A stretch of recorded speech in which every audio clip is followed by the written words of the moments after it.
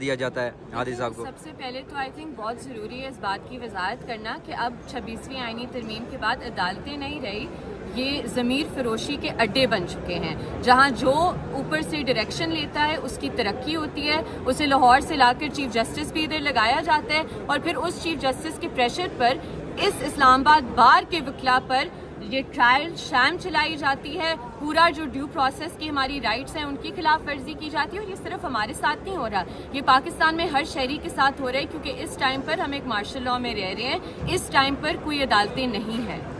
تو ان کو تو بہانا چاہیے کسی نہ کسی طریقے سے ایمان اور ہادی کو گرفتار کرنا ہے جی، لیکن آپ لوگ تو کہہ رہے ہیں ہماری بیل کینسل کر دیں، ہم تیار ہیں، لیکن ان کا پھر وہ جو ڈرانا چاہ رہے تھے وہ تو پھر کامیاب نہ ہو سکے۔ دیکھیں جو ڈرانے والے ہیں نا، خود جو ان کی تاریخ ہے ڈرنے والی ہے، جن کو وہ ڈرا رہے ہیں نا، ہماری تاریخ ڈرنے والی نہیں ہے، ہم بہت خوش ہیں جیل جا کر، ہمارے لیے تمغہ ہے، ہمیں کوئی مسئلہ نہیں ہے جیل جانے سے، جو جا کر یہ ان لوگوں کو ڈرائیں ان چیزوں سے جو ڈرتے ہیں، ہم نہیں ڈرتے۔ Thank you. میں نے آج بھی میں نے جج صاحب کو یہ بات کی، اور میں آپ کے طرف سے دوبارہ کہوں گا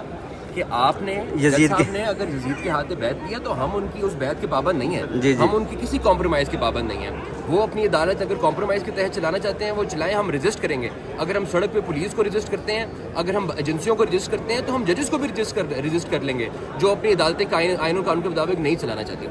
تھینک یو سر۔ جج صاحب سے اس سے پہلے کہ ہم استفسار کرتے کہ میں آپ کے سامنے کھڑا تھا، میں نے آپ کو درخواست موو کی، میں نے آپ کو بتایا بھی کہ آپ نے 2:35 کے لیے کیس فکس کیا آرڈر شیٹ میں، اور میں 2:30 پہ جو ہے وہ عدالت میں تھا، عدالت میں کیمرے لگے ہوئے ہیں، اس میں ویڈیوز ہیں موجود ہیں، اور آپ نے پھر بھی میرے منہ پہ میرے وارنٹ جاری کیے، اور مجھے آئی او صاحب کو کال کر کے بلوا کے مجھے عدالت کے دروازے سے ہینڈ کفس میں اریسٹ کروایا۔ یہ کسی قانون کے تحت الاؤڈ نہیں تھا، تو انہوں نے کہا میں اپنا آرڈر پہلے ہی ریکال کر چکا ہوں۔ وہ ہمارے پیش ہونے اور بحث کرنے سے پہلے ہی اپنا کل کا انلیگل آرڈر ریکال کر چکے تھے، بٹ ہمارے پاس اس کے جو بھی قانونی استحقاق ہیں ہم اس کو استعمال کریں گے۔ اس کے بعد دوبارہ انہوں نے کہا کہ آپ بیل بانڈز میں نے آپ کے فورفٹ کر دیے تھے، کل آپ بیل بانڈ جمع کرائیں گے، جس میں ہم نے کہا کہ ہم بالکل آپ کے انلیگل آرڈر کے نہیں کریں گے انفورسمنٹ، ہم اگر کریں گے تو ہم اسے ماننے کے برابر ہوگا، ہم بالکل 10,000 روپے کا بیل بانڈ جمع نہیں کرائیں گے، جس پہ انہوں نے وہ بھی دوبارہ ریکال کیا، اور اب بیل بانڈ بھی نہیں جمع ہو رہے، صرف کاؤنسل کی اسٹیٹمنٹ کے اوپر انہوں نے وارنٹس بھی سیٹیسفائڈ کیے، ریکال کیے، اور فورفٹر کا آرڈر بھی جو ہے فورفٹنگ کا آرڈر وہ بھی واپس کیا۔ مگر اصول یہ ہے متی صاحب کہ آپ ایک عدالت چلا رہے ہیں، آپ ایک جج ہیں،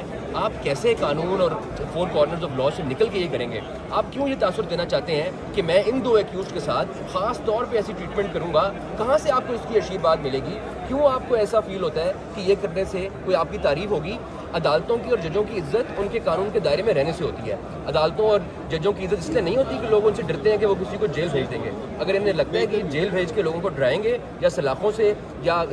سزاؤں سے ڈرائیں گے، تو بالکل اب وہ دور نہیں رہا۔ اب یہ وہ دور نہیں ہے کہ ان عدالتوں کے اندر قانون کی دھجیاں اڑائی جائیں گی اور کسی کو پتہ نہیں چلے گا۔ اب باتیں بہت جلدی پھیلتی ہیں، لوگ موجود ہوتے ہیں، وٹنس موجود ہوتے ہیں، وہ دیکھتے ہیں۔ آج کیا ہونا کیا تھا، اور کل خاص طور پہ کیا کرنا چاہ رہے تھے جج جو نہیں کر سکے، اور کیا وہ آج ہوئی وہ پروسیڈنگ؟ کل وہ انلیگلی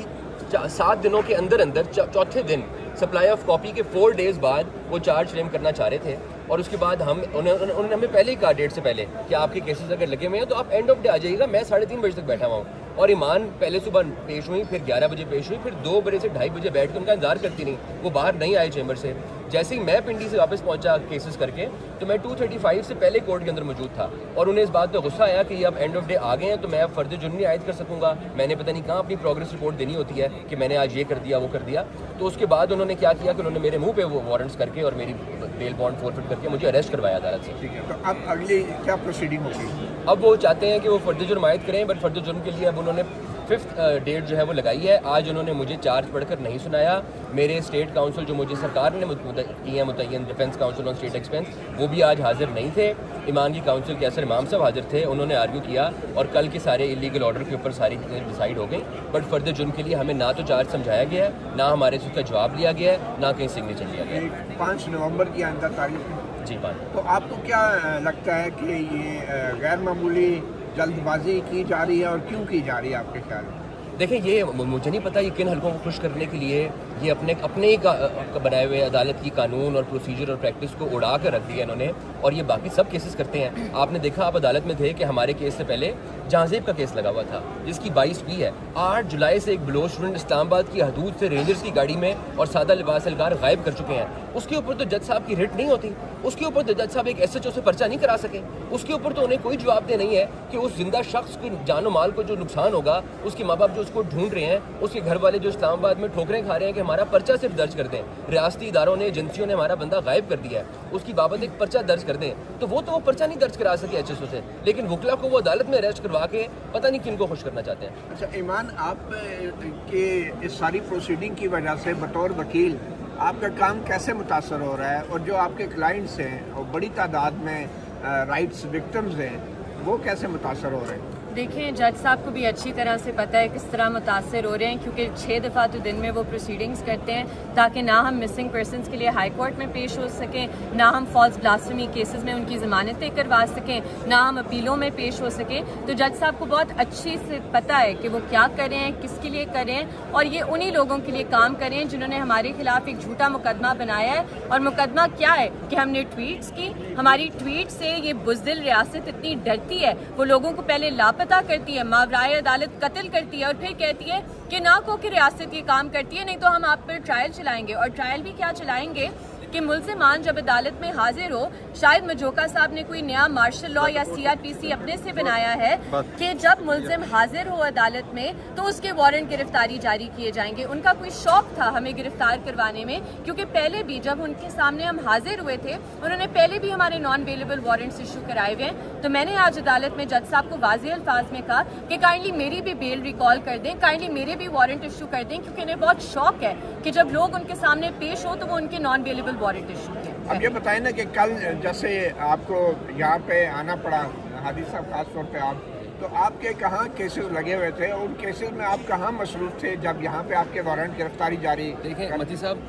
کل صبح 3 بیلز لگی ہوئی تھیں آنریبل جسٹس محسن اختر کیاری صاحب کے پاس. صبح وہ آرگیو کی گئیں. ایک مسنگ پرسن کا کیس تھا جس میں ایمان پیش ہوئی, انہوں نے آرگیو کیا,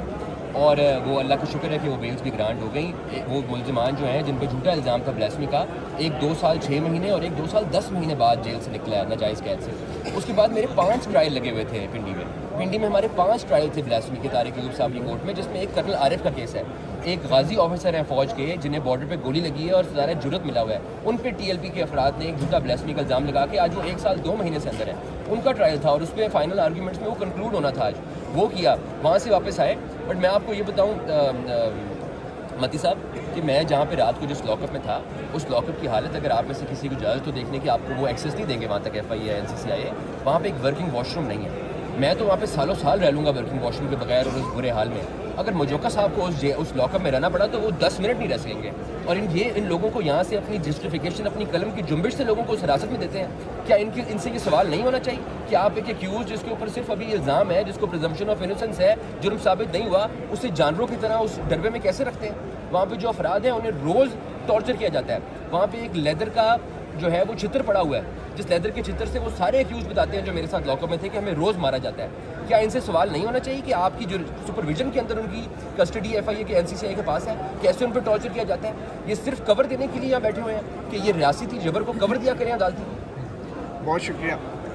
اچھا ہادی صاحب یہ بتائیے گا, جو جن کیسز میں آپ لوگ پیش ہوتے ہیں, لوگوں کے کیسز وغیرہ لے کے جاتے ہیں, وہاں پہ عدالت پھرتی نہیں دکھاتی, لیکن جو آپ لوگوں کے خلاف کیسز ہیں وہاں پہ پھرتی دکھائی جا رہی ہے, اس کے پیچھے کیا وجہ ہے؟ ایسے ہے صداقت صاحب کہ یہ جو عدالتیں اب رہ گئی ہیں, جن عدالتوں کو آپ دیکھ رہے ہیں, باسوائے چند عدالتوں کے پاکستان میں, یہ عدالتیں صرف ریاستی جبری گمشدگیاں, ماورائے عدالت قتل, لوگوں کے حقوق کی تلفی کو لیگل کور دینے کے لیے, جسٹیفیکیشن دینے کے لیے ہے. آپ دیکھیں کہ اگر ایک جبری گمشدگی کا ایشو ہوتا ہے تو اب AG صاحب کہتے ہیں کہ اس کا ہم نے حل نکال لیا ہے. اس کا حل یہ ہے کہ ایمان اگر ہیبیس کارپس دائر کریں تو 1 مہینہ لگے نا. اس کا حل یہ ہے کہ آپ اگر ECL میں نام نکلوانے کے لیے ریٹ کریں تو وہ ریپریزنٹیشن